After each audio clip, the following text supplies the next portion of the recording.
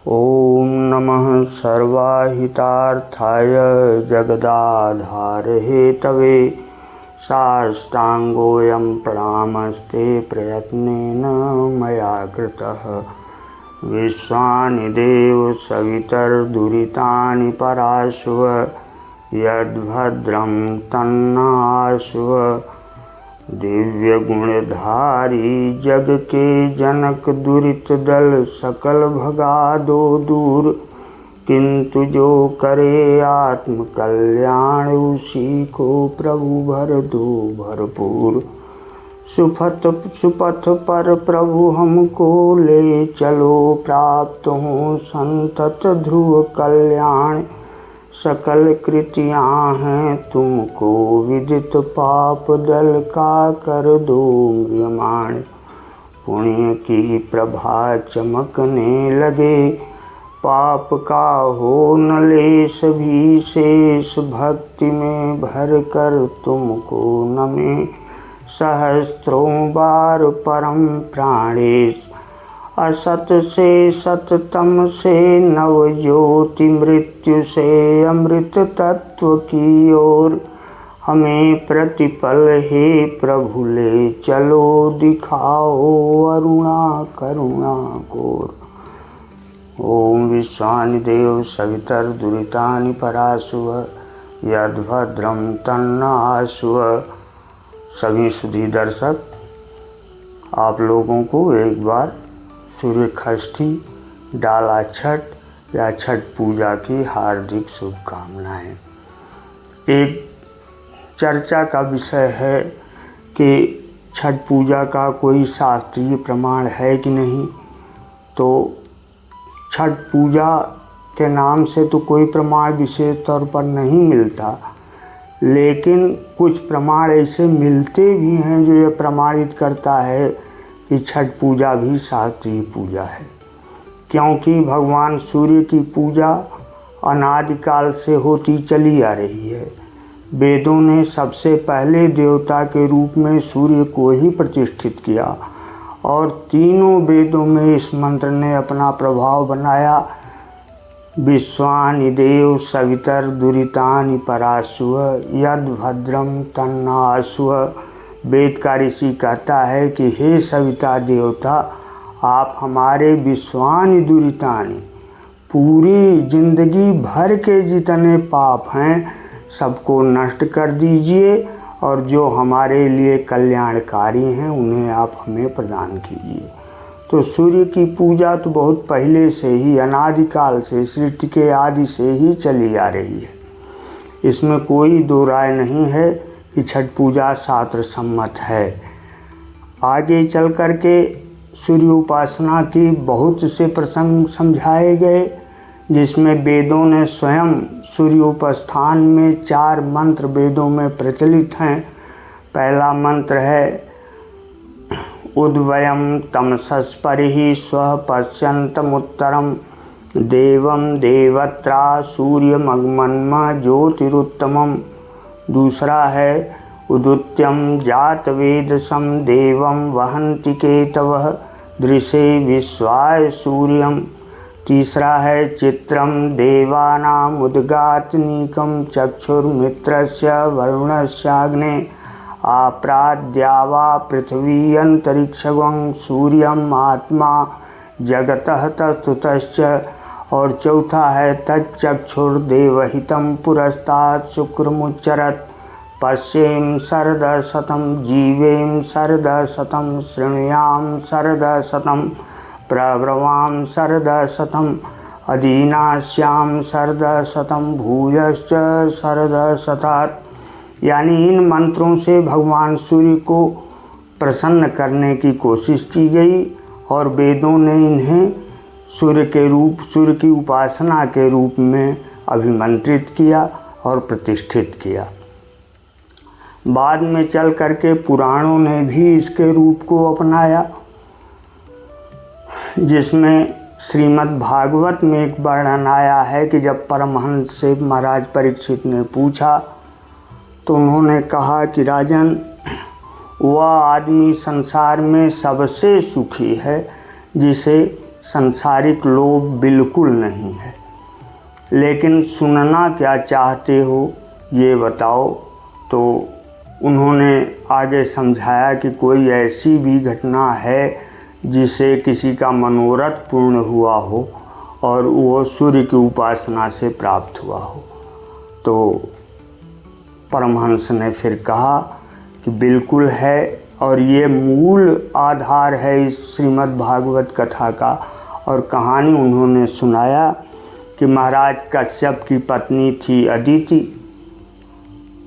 अदिति के पास संतान के रूप में पुत्र पैदा हुआ था और समय के साथ उसकी मृत्यु हो गई। कथानक यह भी आता है कि वह मृत पैदा ही हुआ था, और उस दौरान उस समय कश्यप ऋषि स्वयं तपस्या करने चले गए थे और कश्यप ऋषि को इसका कदापि ज्ञान नहीं था।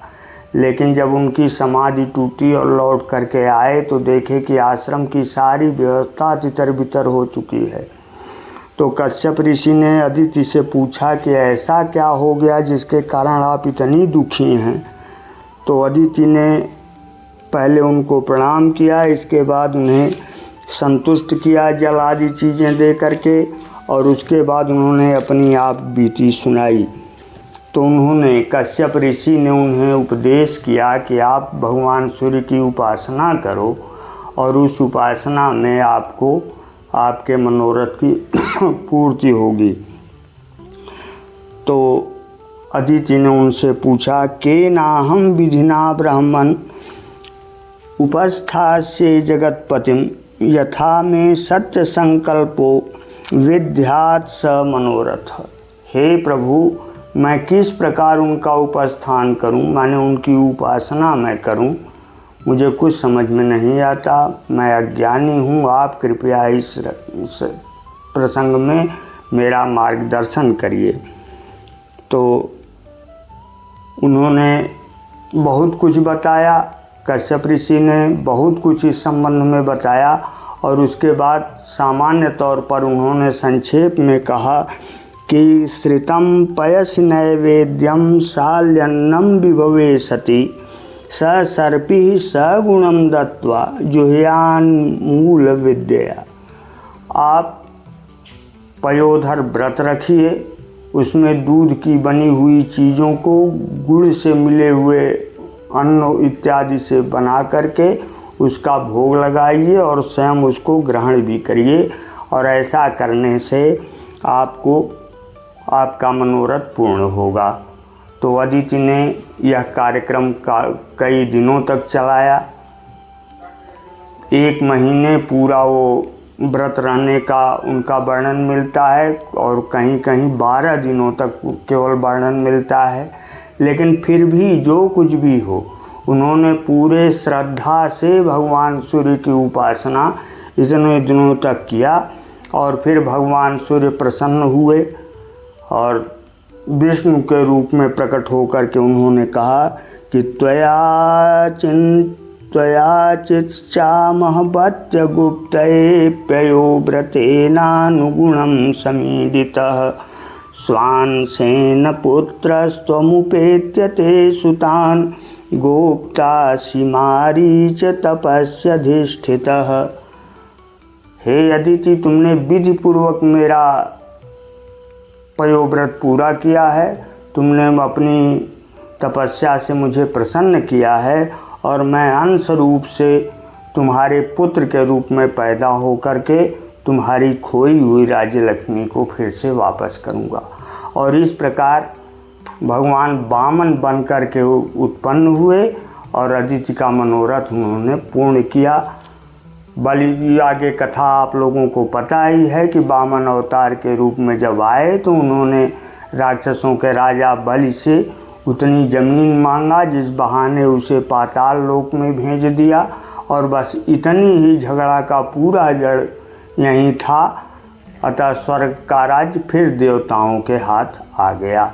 यह इतनी कहानी इस पयोव्रत की कहानी है, और इसको आधार दिया गया है चैती छठ के आधार पर। वर्ष में 2 बार यह छठ पूजा मनाई जाती है, और जो वर्तमान में कार्तिक का पूजन है वह ब्रह्मवैवर्त पुराण के अनुसार कहानी आती है कि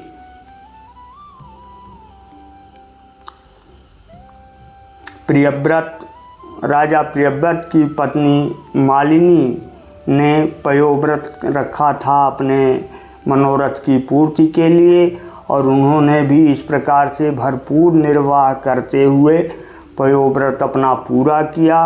और जिस दिन उनका मनोरथ पूर्ण हुआ, जिस दिन उन्होंने सूर्यदेव को अर्घ्य दे करके अपनी पूजा समाप्त किया, वह तिथि यही कार्तिक कृष्ण षष्ठी, कार्तिक शुक्ल षष्ठी की तिथि थी। और वही कहानी आज भी प्रचलित है छठ पूजा के नाम पर। और तरह तरह की चीज़ें आज विशेष मान्यताएं हैं। कहीं कोई किसी प्रदेश की मुख्य पूजा इसे बताता है, कहीं कोई पूरे भारत की पूजा इसे बताता है। लेकिन मेरे कहने का अभिप्राय मात्र ये है, मुझे ये नहीं कहना है कि परिपाटियाँ तोड़ दी जाएं, विधान दूसरे कर दिए जाएं, नियम दूसरे बना दिए जाएं। मेरा यह कहने का कदाप अभिप्राय नहीं है। और मैं हर अपने इस चलचित्र प्रदर्शन में बताता हूँ कि मैं बहुत विद्वान आदमी नहीं हूँ, मैंने बहुत अधिक अध्ययन नहीं किया है, लेकिन जो कुछ भी पढ़ा देखा और जाना है उससे इस तरीके की किसी भी शंका का समाधान करने का प्रयास करूँगा। और इस प्रकार इस छठ पूजा का यही हमारे मन का मानसिक आधार है, जिसे मैंने जाना है कि छठ पूजा इसीलिए प्रचलित है। इसी कहानी को, जो प्रियव्रत महाराज और मालिनी देवी की कहानी है, उनकी पत्नी का नाम था, या ब्रह्मवैवर्त पुराण में कहानी आती है, इस कहानी के आधार पर यह कार्तिक छठ आज भी प्रचलन में है। और इसी के साथ आप लोगों को एक बार फिर से छठ पूजा की हार्दिक शुभकामनाएं। बोलिए विश्वानि देव सवितर्दुरितानि पराशुव यद्भद्रं तन्नाशुव। सूर्य भगवान की जय।